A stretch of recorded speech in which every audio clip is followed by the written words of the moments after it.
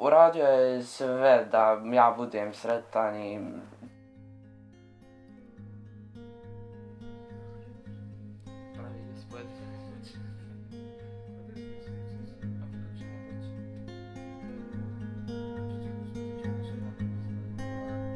SOS Dječja sela i osobe s kojima sam ostvario kontakt jako puno su meni pomogle, zato najviše iz toga što nisam imao kome drugom se obratiti od porodice, od familije.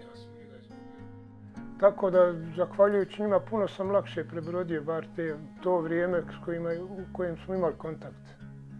A i danas imamo redovno kontakt s osobljem.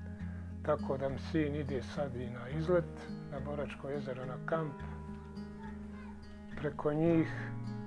I jako sam im puno zahvalan zato što je meni vrlo teško da ga odvedem na takva mjesta sad zbog ekonomske situacije moje trenutne.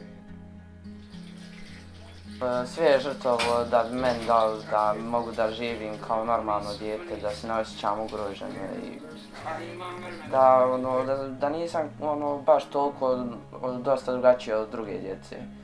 I u suštini želim da obradujem svog oca i da bude ponosan na meni.